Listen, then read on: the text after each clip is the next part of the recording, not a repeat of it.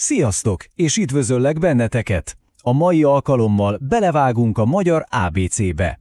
Tudom, elsőre talán egy kicsit ijesztőnek tűnik, de meglátjátok, ez lesz az a szilárd alap, amire mindent építhettek. Na, tartsatok velem! Kezdjünk is rögtön mondjuk úgy, egy meglepő ténnyel. Gondoltad volna, hogy a magyar ABC-ben több mint 40 betű van? Igen, jól hallottad. Ez általában az első igazi meglepetés, ami a nyelvtanulókat éri. És igen, a pontos szám 44. A teljes, kiterjesztett magyar ABC pontosan ennyi betűből áll. De nyugi, nem kell megijedni. Ebben benne vannak az olyan vendégbetűk is, mint a Q, W, X és Y, amikkel leginkább csak külföldi szavakban vagy nevekben fogsz találkozni. Rendben, akkor vegyünk egy mély levegőt, és nézzük is meg együtt ezt a híres hírhedt, hosszú ABC-t. A legfontosabb, hogy ne ess pánikba. Bár tényleg sok betű van, a rendszer mögötte teljesen logikus. Hamarosan rá fogsz érezni az ízére, ígérem. Most pedig olvassuk végig együtt, jó lassan. Figyeld a kiejtést, és ha van kedved, próbáld utánam mondani. Készen állsz? Akkor vágjunk is bele. A, B, C, C, D, Z, G, E, F, G, G, H, I, J, K, L, J, M, N, Ny, O, Ö, P, Q, R, S, T, T, U, Ü, V, X, Y, Z, Z. Szuper, nagyon ügyes vagy. Ha elsőre nem ment, semmi gond. Csak tekerj vissza, és próbáld meg újra. Oké, most, hogy túléltük az ABC-t, egy kicsit bontsuk szét a betűket, hogy jobban megértsük. Kezdjük a magánhangzókkal. Mondhatnánk úgy is, hogy a nyelv lelkével. A magyarban nem kevesebb, mint 14 magánhangzó van. Igen, ez a sokféleség adja a nyelvünk különleges hangzását. A magyar magánhangzóknál az a legfontosabb, hogy párokban léteznek. Minden rövid magánhangzónak van egy hosszú párja, amit egy ékezettel jelölünk. És ez szuper fontos, mert nem csak a kiejtést változtatja meg, hanem akár a szó jelentését is. Figyelj csak a különbséget. A, E, I. Hallod? Az ékezet szépen megnyújtja a hangot. És akkor most jöjjön a magyar nyelv egyik, nevezzük szuperképességének, a magánhangzó harmónia. Képzeld el, hogy a magánhangzóink két csapatban játszanak, vannak a mély hangok és a magas hangok. A szabály pedig nagyon egyszerű, egy magyar szóban általában csak egy csapatból valók a magánhangzók. Például a ház szóban csak mélyek vannak, a kert szóban pedig csak magasak. Ez adja a nyelv dallamosságát, és később a toldalékoknál óriási segítség lesz.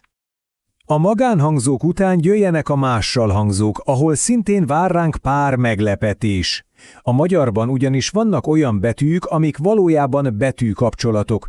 2 vagy akár 3 írásjelből is állhatnak, de ami a legfontosabb, ezeket mindig egyetlen hangként kezeljük és ejtjük ki. Az első ilyen különleges betűnk a C.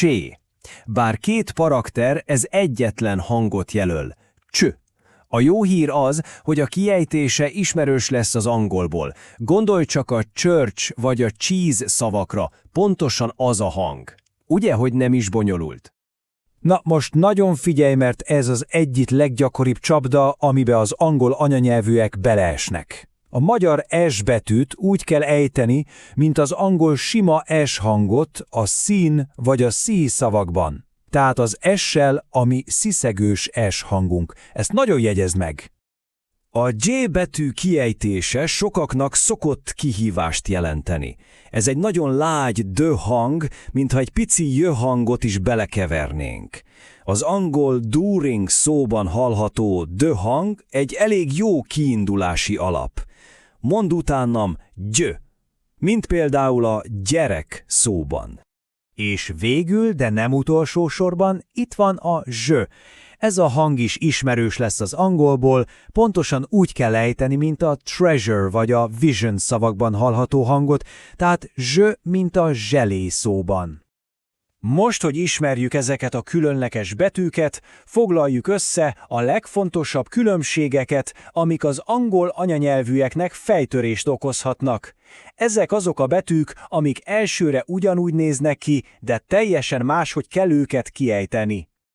Szóval foglaljuk össze a legfontosabbakat. Figyelem, a magyar S betű az ékezet nélküli sima S úgy hangzik, mint az angol S, például a sú szóban. Az imént tanult SZ hangzik úgy, mint az angol sima S, például a szan szóban. A magyar C olyan, mint a C hang a kec szó végén. És végül a magyar J betűt mindig úgy ejtjük, mint az angol Y-t a yes szóban. Hidd el, ezt a táblázatot érdemes lementened, nagyon sokat fog segíteni. Végül pedig jöjjön egy nagyon egyszerű, de aranyszabály a helyesíráshoz. Ez a többjegyű, mással hangzókra vonatkozik, és ezt már ma elkezdheted használni. A szabály a következő. Ha egy többjegyű betűvel, mint a csü, gyű vagy szü kezdesz egy mondatot, vagy írsz egy nevet, például azt, hogy Csaba, akkor mindig csak és kizárólag az első karakter lesz nagybetű. A második karakter kicsi marad. Tehát helyesen Csaba, helytelenül CS Saba. Ez egy nagyon fontos és következetes szabály. És ez nem csak egy javaslat, hanem egy kőbevésett szabály. Ahogy a hivatalos helyesírási szabályzat is kimondja, ez minden 2 és 3 jegyű betűre érvényes, legyen az egy mondat elején, vagy egy névben. Hát gratulálok, sikeresen végigvetted velem a magyar ABC alapjait. Tudom, hogy elsőre talán soknak tűnhet a 44 betű és a sok új szabály, de remélem látod már, hogy van benne rendszer és logika.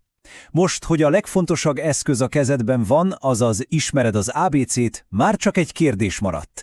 Készen állsz arra, hogy elkezdj valódi magyar szavakat és mondatokat olvasni? Köszönöm a figyelmet, és találkozunk a következő leckében. Sziasztok!